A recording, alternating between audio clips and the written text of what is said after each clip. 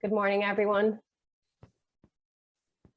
and welcome to this InterTradeIreland All-Ireland Innovation Programme with Queen's University.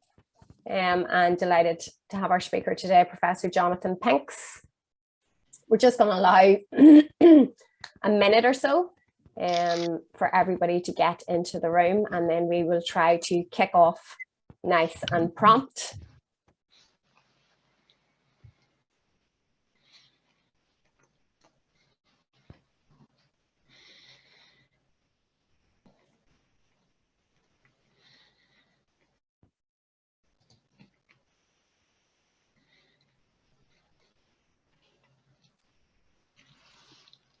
Okay, so just another few moments, folks, and then we will start the session.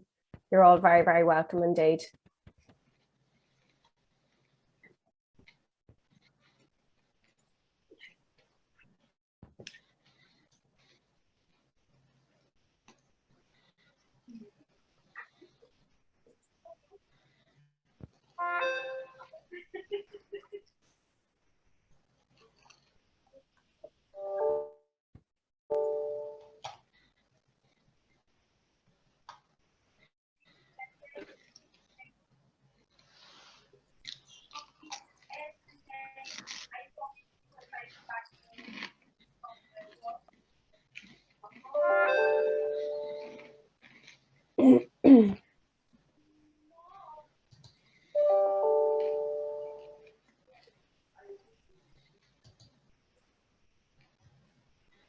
Okay, folks, so I think we'll actually kick off this morning's session.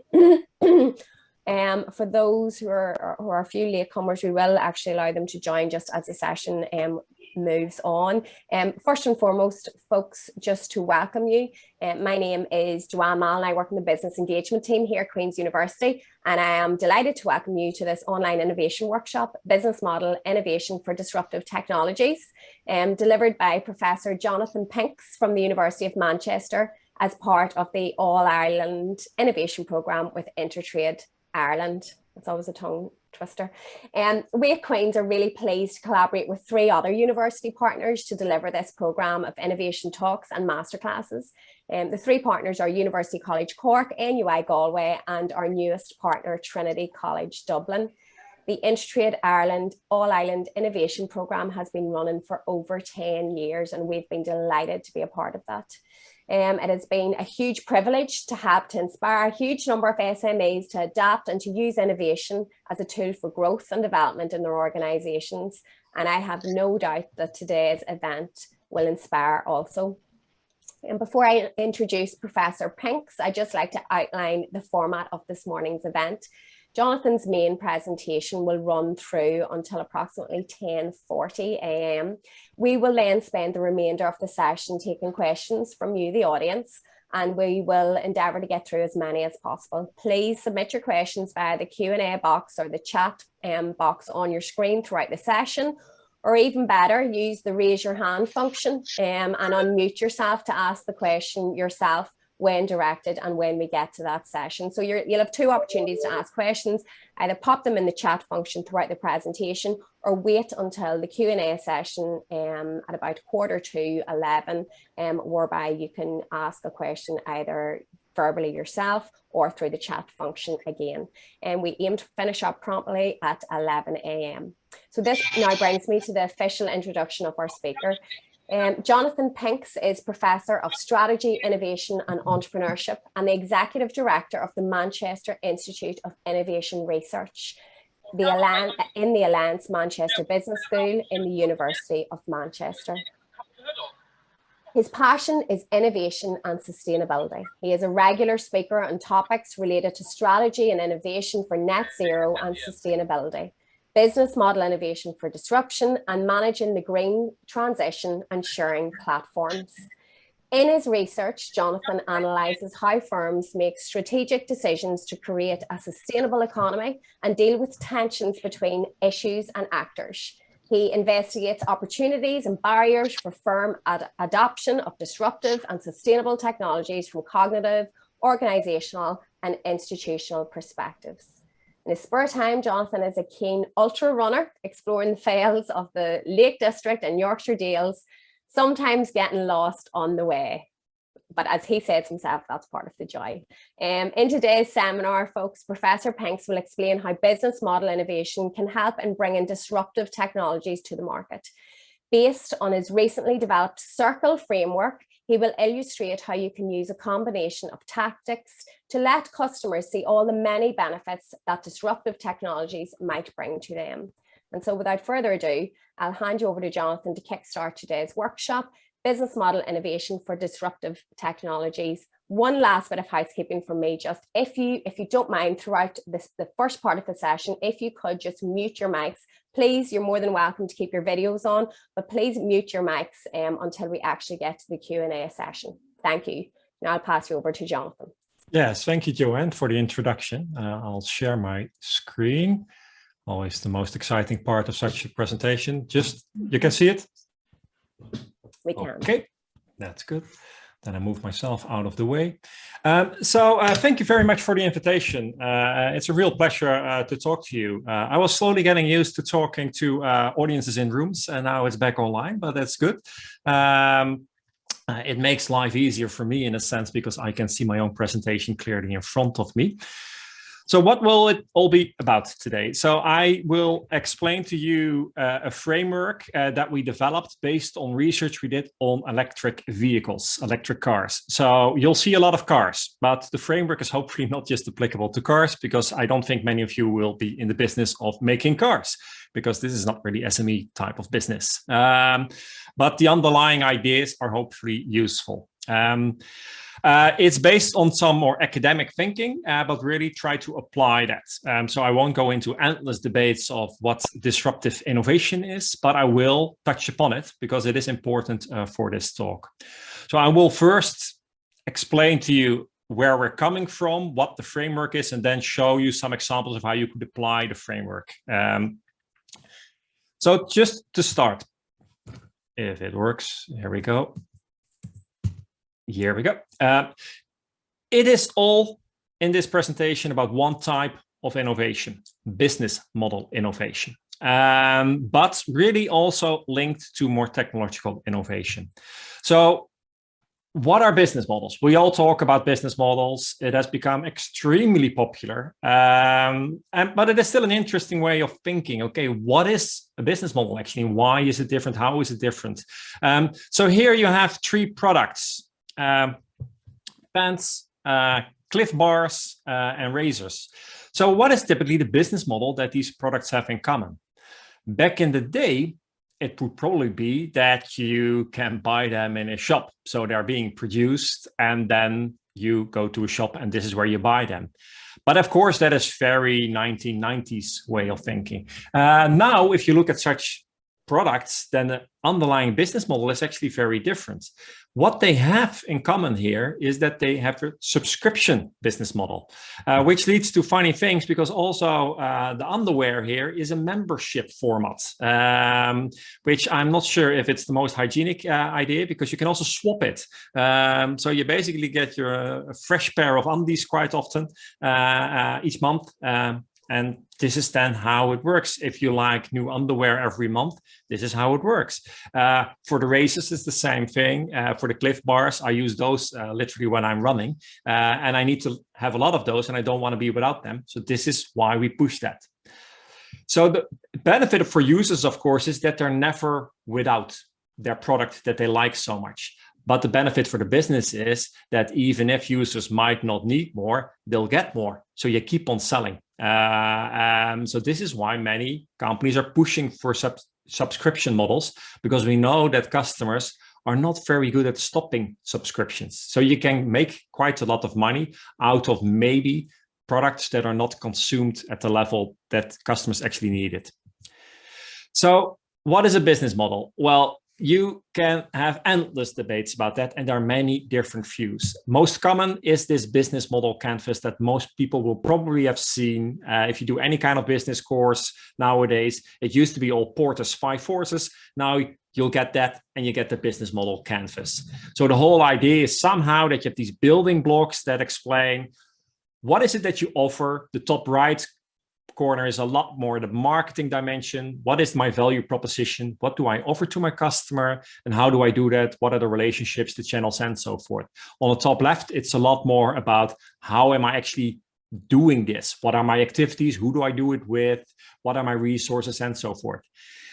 So this is more the supply chain management part of it, for example. While the bottom part is really the financial part, the costs and the revenues. How does everything translate into those? So this is very useful to sketch what you're doing, what you want to do, and so forth. But here, I want to focus specifically on the value proposition for a reason that I feel that it's important to really think about what is your present to the customer and why is that important? And I'll use two different perspectives on business models. The first one is seeing business models as a way to address what is called the job to be done of a customer. What is their need? What is it actually that they have as an issue that they want to see addressed? So with the Cliff Bars, it is, I need constant fuel if I do a lot of running. Maybe if I would be fancier, I would need my new pair of underwear on a monthly basis. That is then my job to be done. I want to be fancy. No longer have that problem. So that is the job to be done. On the other hand, I look at business models as a way to unlock what is called the latent value of a technology. So you might have a new technology, and we can be really enthusiastic about it. We now have it with AI and all those kind of industry 4.0 technologies. But actually, it is very difficult for many companies to translate new technologies in actual value for them. How can they actually start making money with the new technology? And my framework will hopefully partly help you in that thinking. So we're combining these two. Just to go in a little bit more detail. What is this job to be done? So from this perspective, what business models are all about is trying to see what the problem is that customers have that are in need of a solution. And this simple idea has been developed by Clayton Christensen, and who's also the person behind disruptive innovation, which I'll explain in a minute. And what it says, the job to be done is, okay, is there an opportunity to satisfy a job to be done of real customers? So you really try to interact with real customers. What are the problems that people are facing? And once we have that figured out, can we develop some kind of blueprint? This is your business model that shows you how you can do this while making a profit. Because there are many ways that you can address the problems that customers have, but a lot of them might be very costly and they're not willing to pay. So the trick is, of course, to find the one blueprint that really works. But then, of course, you might have that blueprint, but how does it actually compare to other people's blueprints, other companies' blueprints? So basically, how are you different from other business models in the field? And then the key question is, do you need more novelty or maybe a little bit less? And where we see a bias is quite often that we feel that there needs to be more novelty. And maybe that's a mistake, because novelty also means that people feel slightly uncomfortable with it. So some examples. In the online education sector, for example, you see a lot of companies like Udacity that have all kinds of proposals for online courses. So the job to be done here is that many people now need skills, digital skills, and need them fast. So they won't go to universities because we're not that fast. So you go online. But actually, that's not just the only job to be done. It's not just that people need the skills. They also need the legitimacy of the fact that they have the skills, the rewards, see, I really have it. So they very often also just want to have the piece of paper that is showing that they actually have done the workshop, the course, and so forth. So Udacity, for example, came up with so-called nano degrees, very small degrees. And if you have many of those, that add up to some kind of program degree and so forth. So they are not only thinking of the skills, but they really also think of, okay, how can people show that they are qualified or not? Another example is Patientory is one of those startups that has moved into the healthcare sector. Now we are getting more and more data about our own health. Many of you probably have a smartwatch of some kind with a heart rate monitor. They even now have glucose monitors and so forth. And there's more and more of those kind of data lying around. And this is where a lot of companies are jumping in, because what is the job to be done here? Well, people want to, on the one hand, know better on a continuous basis how they're doing, whether they're healthy or not. But then how do you translate that into value? You have to make that data, which is not very clear to most people, into something that they start understanding. So a lot of apps come up with all kinds of color codes. Where are you? Is this good? Are you in the good bandwidth? Yes or no? So this is where you really try to see, okay, we have now the sensors, we have the data, but how can we make something out of that that people are willing to pay for and really feel that is of value to them? So this is the one part. Thinking about what is it actually that people want to see as the job to be done for them. The other part is really focusing more on the technology. But technology is not enough by itself. So a big name professor from Berkeley, David Thies, had the following quote. He said, so technological innovation does not guarantee business success. New product development efforts should be coupled with a business model defining their go-to-market and capturing value strategies. Basically, what he's saying is the following. You might have some kind of technological inputs and you want to generate economic outputs, value, but how do you do that? This is exactly what the business model does. It tries to translate. It translates into who are my customers? What will I offer them? What is my proposition? How do I develop my network around that? What is my value chain? And how does my profit model work? So basically you use the business model just as a translation device of how can I translate new technologies into economic value. If we look at specific types of technologies, it becomes a little bit more complicated though.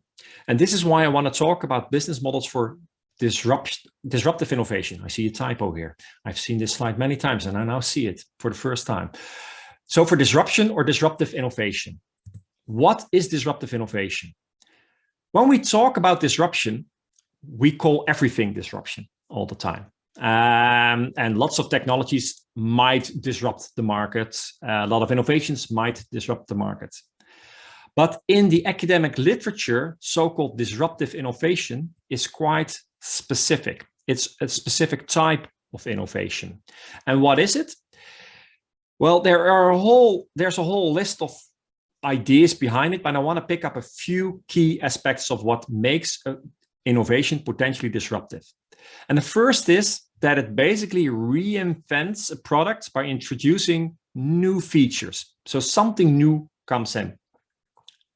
But these new technologies, these disruptive technologies, tend to typically underperform on so-called product features that are considered very important of mainstream technologies. An example. Here are 3 products, and they have several underlying technologies, and some of those are disruptive technologies. So one of them is LED technology. So LED technology allows you to have a flat screen. But when it first came onto the market, the quality wasn't very good. It couldn't do color. So it was used in very simple applications like a pocket calculator. Later on, it became a little bit more advanced. So you see it with an iPod. And only now we have LED technology, OLEDs, more advanced versions of it in televisions. But it took decades. So it is not as if, we invented LED technology and we could immediately make the best possible product out of it. Not at all. Another technology that you see here is, for example, is MP3 technology. So what is then the key selling point here is that you can actually store a lot of music on a small device. We're now very used to that, but it was, of course, new. But here with MP3 technology, you also see this second aspect that initially such technologies are actually underperforming. For a very long time, the most important reason to think about music and buying vinyl or CDs was the quality of the music. And MP3 was actually a lower quality of music. But still, it became disruptive. Why? Because people could basically get it for free. Of course, the official story is that it came via iTunes and people would spend a lot of money on iTunes. But we know a lot of people that got it in different ways, via Kazaa or BitTorrent or anything like that. So all of a sudden, you have the whole music world at your feet. And that was later translated into the streaming platforms, of course. So people no longer felt guilty that they were stealing. But what you see here is that a lot of these underlying technologies have developed, but it took a while to translate them into value because they were considered as maybe not so good on some things that are really important. Of course, you can improve the technology. So now we can use LED technology for televisions, but that took a very long time. So the first thing that you need to do very often is, okay, if my technology is underperforming, it brings something new. For example, that you have access everywhere, or that it makes it small or flat, but really, how is it also not doing so well? And this is what we want to focus on in our framework. That you have to think about reframing your value proposition to address this problem of underperformance. So don't just look at why your technology is great, but also look at why it might not be so great and what can you do about that. So we developed what we now call the circle framework. Why circle framework? Because it's made up out of circles. Sorry, we had a lack of inspiration when it came to the naming. I'll explain the framework. It's basically a Venn diagram. And it really asks these three questions. The first is, what are the customers' jobs to be done? The second one is, what value do market leaders currently deliver to these customers? And then the third question is, what value does disruptive innovation promise to the customer? And then we're going to put those together. So if you first look at what are the customers' jobs to be done, let's take a car. So a car is for mobility. So if you, for example, want to drive from Manchester to Copenhagen, that's a long journey. So you want to think of, okay, how can I get there? What kind of car do I need? You're probably going to use the car that you already have. And most of us still have cars that run on petrol or diesel. So you probably will get there because you can refuel. But of course, that's not necessarily the job to be done why people have cars. Most people have cars for prestige. They want to show off that they have a fantastic car. Why would you spend so much money on a car just to drive from A to B? You can do that really in a cheap way, just buy a cheap car. But that's what most people don't go for. So an important part, of course, of such a product like a car is the prestige around it, image, showing that you're well off. So the job to be done is way more complex than just saying it's a form of mobility. So what value do market leaders deliver to the customer now, for example? So if you look at one of the market leaders, BMW, they have different kinds of cars. They, of course, come up with more luxury cars, but it can be a bit more sporty with a Mini. This might be a first car and a second car. It is about space. It is about speed, looks, and the whole thing. So this is a premium brand, and this is how they want to compete. And that is very important. So if they would come up with some kind of new technology, they will always fit it somehow into being premium, because that's what they stand for. But if you look in this market, and I've been working in the sustainability field a lot, saying, okay, what is the disruptive innovation there? Then we say, well, that is a lot more about emissions now. So slowly we're caring about how polluting our cars are. To be honest, for a very long time, we didn't really care, or we really just saw it as the job of the regulator to do something about it. That is still the case, but the regulator is becoming so difficult for car companies that they're coming up with all kinds of different versions of zero emission vehicles. There used to be a fight between whether it should be hydrogen or electric. Because of the Tesla effect, I would say, and all kinds of other factors, electric vehicles, at least for personal cars, are really winning that race currently. But of course, there are other potential disruptive innovations as well. Autonomous driving is one of the other things as well. But these new technologies have some issues. They're great, but they also maybe are not so great.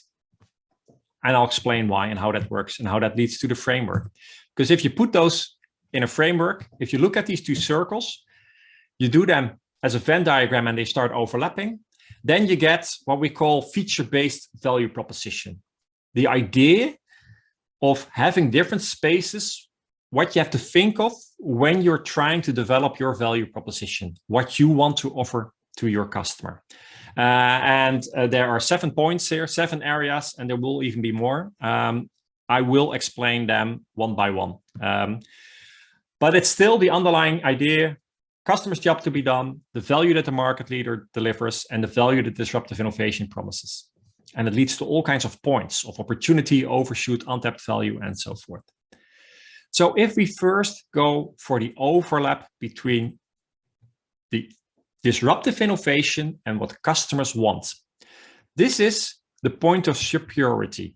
So basically, these are the features that the innovator brings that are currently not being proposed by the market leaders. So this is why it doesn't have overlap with the top right circle. So this is really what we tend to focus on. When we talk about innovation, we say, I have a new feature. I have this new thing. It's fantastic. It can do this. It can do that. This is why it is superior. So when you look at cars that are electric, CO2 emissions that are lower or zero might be one of those. Noise is the other thing, that they're way more silent.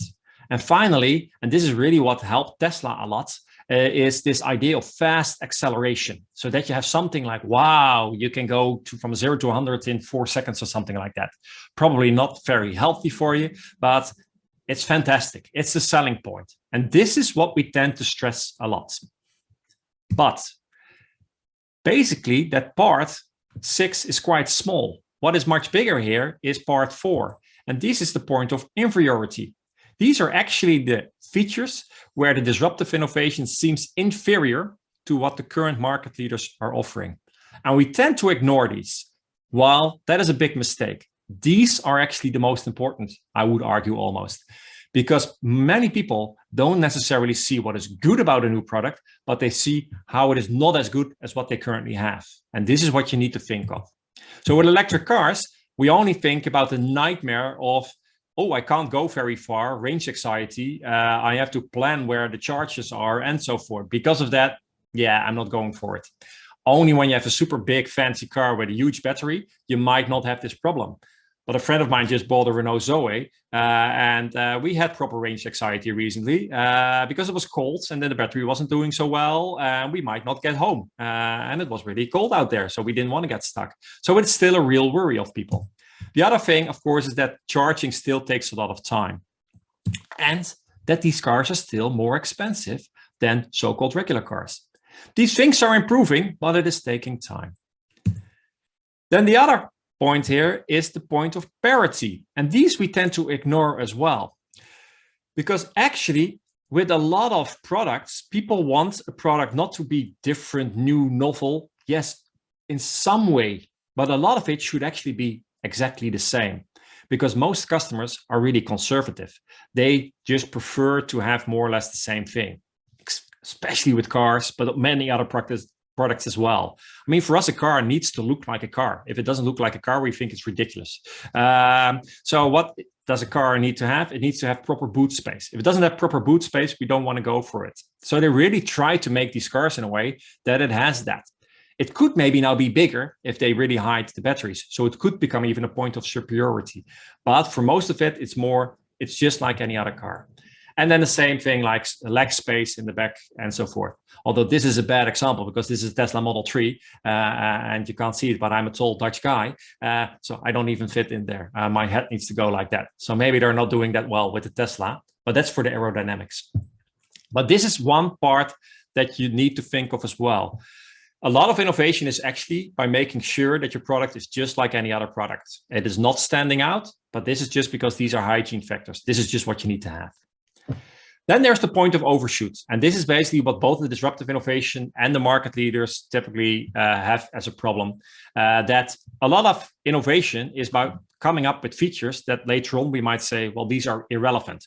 They might be popular when they are first introduced, but later on they become irrelevant. So for example, the whole onboard entertainment DVD things in cars, it's no longer relevant. Your kids probably have some kind of smartphone anyway, so they'll use that. They don't even want to share it with their siblings. So a lot of these things might have been popular when they first introduced, but then they are no longer as popular. Another thing where there's a lot of overshoot is having the further digitalization of every kind of onboard touchscreen and so forth. Some people feel it's going too far. So if you quickly want to change the heating, then you need to first navigate through 3 layers of menu before you can do that. By that time, you might have had 5 accidents. So some people say, can I just please have a physical button instead of having all the complexity of having these digital screens everywhere? So this is typically where you see that all car companies might be overshooting. On the other hand, maybe it's just time for us to get used to those, but that's testing the market. So the final thing is, okay, this is really still talking a lot about, we know who our customers are, what their needs are, we know who our market leaders are, and how we try to change something through our disruptive technology. But actually, there's another space. There are also the potential different customers' jobs to be done. So maybe your innovation can do lots of other things you haven't realized. So these are the so-called points of untapped value and the points of coupled value. So the untapped value is number 3, where basically we don't really know how there is a market for what our innovation can do. But a point of coupled value is, hey, we've identified a different market where people have different needs, and our innovation can actually address those needs. So with electric cars, we now see that they are basically just big mobile batteries. So the more we are going for models where we have solar panels on our roof, have smart homes, and we want to become some kind of green city, then having these mobile batteries becomes an important part of having spare capacity of electricity. So our car is no longer just mobility prestige, but actually it is part of our smart home. So when you look at this framework, we have these different areas. What is our main message? Our main message is that you need to think about how to change your value proposition so your disruptive innovation becomes more attractive. So area 6, the point of superiority is quite small. You want to move it bigger. You want to go into the green area. Area 5, the point of parity is important, and you want to really basically get that bigger as well. So there are fewer points of inferiority. And then there's space number 8, where you say, hey, I want to also see more new markets. And from a business model perspective, you can use tactics. You can kind of reframe what you want to offer by trying to improve on these points. So the first one is an enhancing tactic. The second one is a compensating tactic. And the third one is a coupling tactic. I'll start with the enhancing. So the enhancing is all about exploiting your points of superiority. And this is what we typically do. We try to say, well, hey, I have a Tesla, and the Tesla can also now do, I don't have to touch the steering wheel. The fact that they came up with such ideas was fantastic, that you have autonomous driving. That's all great. But actually, a lot of enhancing tactics can be more about seeing beyond your product. Part of the offer of Tesla was that they also had recharging infrastructure. So you have to make it easier for people to use your products and that they really start seeing why it is superior. And with their whole fast charging network, the initial way they did that was that people with a Tesla could charge for free. Of course, they could not continue doing that because that became too costly. So they let go of that later on. But it was a way of getting into the market. And that is really a business model decision. You offer part of your service for free or a freemium model. So you try to get people locked into your network. Compensating tactics are all about trying to get what are these points of superiority and more to let people see them that they're on par, that they're just as good. So, for example, the Renault Zoe, Renault experimented quite a lot with a product service solution. Basically, the Zoe was a small car, is a small car, and was fairly expensive. To make it cheaper, they would just sell you the car cheaper, but you would have to lease the battery. It had added benefits because batteries are also running out, that they're not as good after a few years. By leasing them, you would have a guaranteed new battery after a few years. So you would always have a good battery. Still, it was a test for the company because they weren't clear if people would be willing to pay for that extra. And there was quite a bit of negativity as well, because people felt, now I've bought an expensive car, relatively speaking, and now I also have to pay a monthly fee to have my battery even. Otherwise, I don't even have a car. So they were trying to test the market and have it in a lease option and a non-lease option. And it seems that actually the non-lease option turned out to be better. But these are still compensating tactics. You play around with different kind of financial profit models to see what works best. How are people willing to spend on something or not on the other thing? How much do they want to actually pay? Another one is really going more for seeing a car as a service, mobility as a service. So you don't own a car, but when you live in a bigger urban area, that you have a subscription service to all kinds of electric cars, for example, in a city. All big car companies have experimented with it. It's not really taking off maybe the way they were hoping, but it's still a big part of many car companies. Maybe less so in the UK, but in Germany you see it a lot. So again, here you see, okay, people can't maybe afford these cars, but if it's just some kind of sharing scheme, sharing platform, then they can, because they only pay for when they use it. So these are all ways of considering different kinds of business models to deal with the potential problems of the electric car. Then coupling tactics. Here you go really into saying, okay, what might be other interesting markets? How can my innovation do something else? And this is what I already explained, that, for example, Ford worked together with a company called SunPower, who was supplying solar panels. And there they tried to see, okay, we can actually come up with a joint offer to break into a new market. So it becomes easier for people to buy an electric car.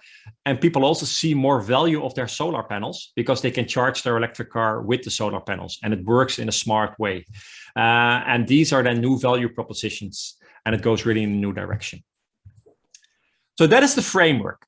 And I explained it completely based on the example of cars.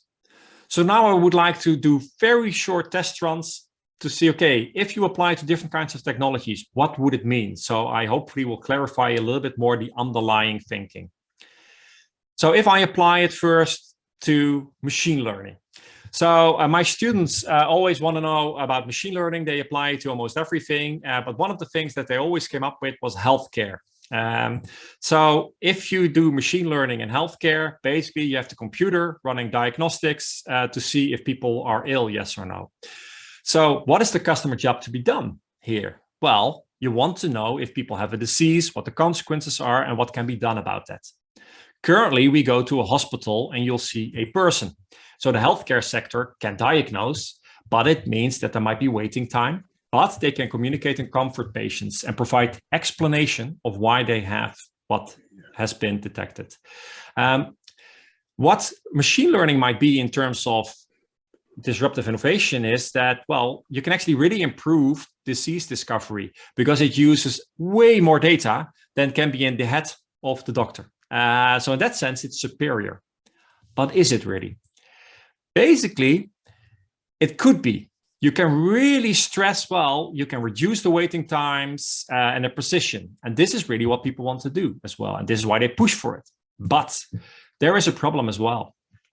Because many people also see it as problematic that I now know that I have something, but I don't know why I have it. There's no one telling me what it means. So it's just computer tells me I'm ill. Yeah, and now what? So this is a problem that you don't have the people side of things. And this is still why many people don't trust it. And this is why you can think of compensating tactics, that you say, well, we're not using machine learning for the whole medical process, but just for triage. First, just to kind of make the first selection of people. So you don't have to explain why they have something or not, because if you don't have anything, you're just happy with that and that's it. But you can also move in a new direction where this explanation is not as important because the stakes are not so high. So for example, you could use kind of all kinds of health apps based on machine learning for the sports market. So you could say, hey, you do a general test for races such as marathons, because there is a worry that people that might have heart failure, potential heart failure, they should not be running a marathon. So you can do that selection in this way. So this is how it can be used more and more. But the idea is first you develop something ready for the medical market, but what your value proposition becomes, because it can't do exactly what people are expecting, is something for a different market, in this case, the growing sports and fitness market. And this is how you try to reframe your value proposition, so you slowly improve your technology. Because over time, the algorithms will become better and they might be used more for medical purposes. But when you launch it now, big time for medical purposes, people will probably not accept it. Another example. I'm from the University of Manchester. We talk about graphene a lot. We look for applications of graphene. This is this thin layer of carbon, which can help with all kinds of things. It's in my running shoes, for example, because it makes rubber then really hard wearing. But it has also been used for filters for water desalination. So in countries where they don't have a lot of water, there's a lot of drought, but they're next to the sea, they can actually try to desalinate the water. So what is the job to be done, specifically in developing countries that are coping with water scarcity, to really come up with cheap desalination? And currently, there are a lot of different solutions to that. So they use a chemical process called reverse osmosis to do that, but they're all part of bigger integrated systems. And they're reliable. They've been working for decades. Why would we go for graphene filters? Well, it can do it more cleanly, quickly, and more efficiently. So it will use less energy. So I had an MBA group trying to figure out, okay, how can we propose this into the market? And they first really saw, okay, we need to do this enhancing tactic. We need to stress that it is more cost effective because it leads to reduced energy use. But basically, the existing players were not that enthusiastic because they could only see that there will be filters that won't fit the system. So they had to change the whole system, which was actually more costly. So the initial investment was much higher than the cost reduction of using less energy. So they really had to think about, okay, how to compensate for that problem. And what they did was they really tried to think of more modular ways of bringing it in. So you could use these filters in existing systems. There was no need to replace the whole system. But still, they were quite hesitant. So this is why they also started considering other jobs to be done. So one of those might be that you say, okay, the fact that it has very precise filtration at a reduced cost could be for other markets. And maybe it's not really in industrial processes, but it could also be for more business to customer processes. So people that do a lot of hiking might be interested in that. So it could be the market for outdoor gear. And where they really want to have that precision, the price is not that much higher, and you can really market it so that makes it more attractive. So these are ways of trying to figure out what might be my value proposition based on this new technology. So in the end, what does it mean for you? If you apply it to your business, you have to ask yourself the question, what is the disruption? What is actually this new technology? What is changing here? And what are the good things about it? But also, what are the bad things about it? How can it help customers' job to be done? But also, how does it compare to what currently market leaders are doing? And really, don't just assume that people will love it, but also really try to see why people might not like it and what can you do about it. Of course, you can hope for the best that you improve your technology, but really think about, maybe I change the customer I'm going for, the market, the way I do it. Maybe I go for subscription, leasing, different kinds of ways, so people don't feel like, oh, I'm taking a very big bet. So I've developed also worksheets for this, where you can try and apply that for your own business to see how does it work. So what are the key takeaways? Really, this main point that disruptive technologies are not just better, actually, they are in many ways worse initially than current products.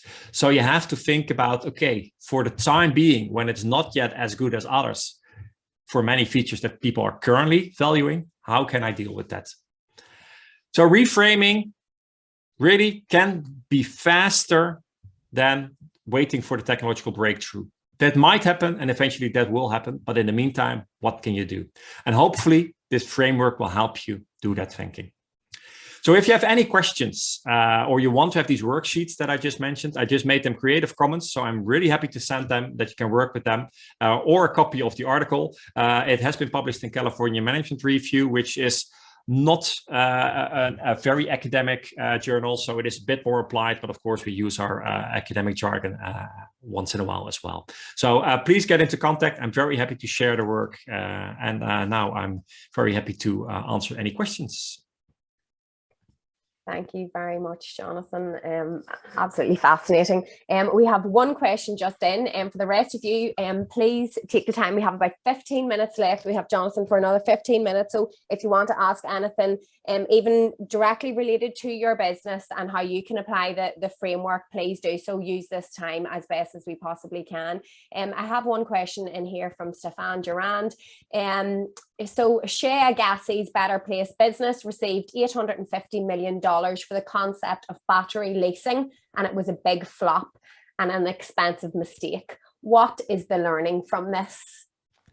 Yeah, I can almost smile because I use this always as an example in my class when they had not yet gone bankrupt, saying, I have my doubts. So this was a battery swapping system. It needed huge initial investment to create a whole network.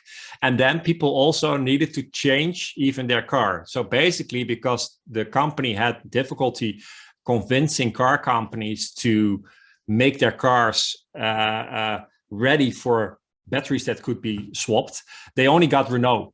So I always made the joke, but I was working in France at the time. It's like, yeah, for you, it's probably fine here that you can only buy a Renault, but most other people in the world don't necessarily want to buy a Renault. So if you want to become a customer of Shea Agassi, Better's place, then you need to drive a Renault. And that's a huge problem.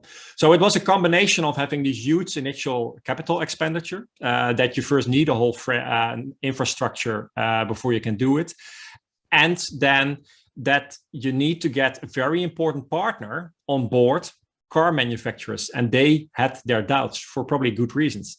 Still, quite some of the ideas that he came up with were later on used. So Tesla actually partly started doing it as well. Their whole own network of fast charging is based on this idea that as an electric car company, you're partly running your own network, your own infrastructure. The other thing was that they really, Better Place was a pioneer in thinking, okay, you're just paying a subscription for being able to use your car. You don't have to own it per se.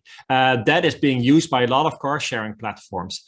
So of course, for the specific company itself, it might have been a flop. If I look at the innovation in the sector, it has actually been very important later on. But it's interesting how people have forgotten about it by now. And I think Elon Musk is not too keen on emphasizing that he got some inspiration there because he prefers telling people that the ideas are his own. I wouldn't believe it.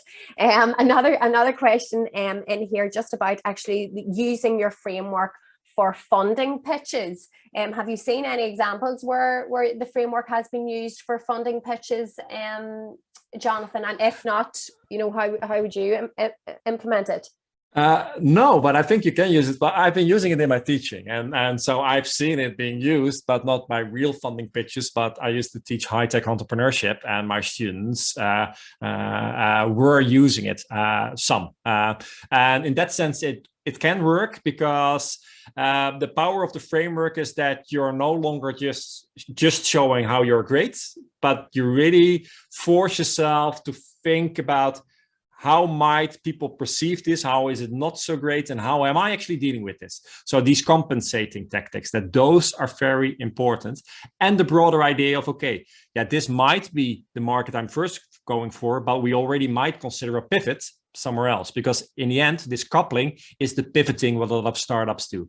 And then the whole story starts all over again, of course, because this new market has existing market leaders and so forth. So I think you can really use it. And I did discuss it with some people at Philips and DSM, how they could make in the more dynamic version of it. As a good academic, I have absolutely no clue if they ever did that. Hopefully they can use it. That's why I'm willing to happy to share it, because I think it can really help doing that. Great. We'll just try and get through as many of these as we possibly can. So is there a framework for linking the commercial model to the circle framework, SAS, transactional, upfront payments, etc.? Not that I know of. In that sense, this framework is really more kind of to push your thinking. It is not like maybe the business model canvas. If I look at one of the other questions, for example, that is way more detailed. So this is really just about the one part. It's only about the value proposition in the end. It's only about this little present in the business model canvas, how you can further work with that and improve that for this specific type of technology. But then it's still linked. You can still use all the other frameworks, of course, to fill it in. What does it mean then? Because what my message is that you need to start experimenting with different kinds of value propositions to see, okay, I now know that people don't like this. They might have range anxiety. How can I tackle that by offering them something else? And what is it that I need to offer on top of the car, for example, that makes them say, okay, now I'm willing to do this. So if I get guaranteed a regular car for 3 weeks in the summer when I want to go on holiday and drive to France, then hey, that might be just the reason why people change their opinion and go for it. So you, in that sense, can link it to all kinds of different frameworks to really fill it in. Then what does that then mean? Okay, great. And bringing it right back to the start, any thoughts on how to generate disruptive ideas in the first place? I used to teach creativity, so this is exactly what I asked. It's really difficult to do that because basically, and this is also how the theory has been criticized, we only know whether something has been disruptive after the fact, once it has disrupted. So this is very tricky. But Clayton Christensen laid out quite a nice set of criteria that it usually comes from kind of more simple technologies, that it's actually not complex, expensive things, but that it is simple and that it's really trying to think of, okay, what are people now valuing and how can I address that? And that is very tricky. But I always did the exercise with my students to see, okay, if you have all these new technologies like artificial intelligence, that is a general purpose technology. You can apply that in so many different ways. But if you now link that to the specific market you're in, what is it that you can do there? What can it do for you? And this is then how the disruption comes. So you do not have to be the AI manufacturer anymore, because the beauty is now that all the big digital platforms will offer you all these kind of technologies at a fee, of course, but you can use that 3D scanning, you name it, all kinds of sensors and so forth. It is more or less out there. So the disruption is really into how can you apply it in a way that people feel like, oh, but this makes my life much easier. Never thought about it like that. So I don't think it's necessarily an R&D challenge. It is a lot more trying to find the application challenge. Okay, great. Thank you. This question, I think, is from a fellow academic. Let me see. I think it was going to, I think I may have lost it. No, I haven't.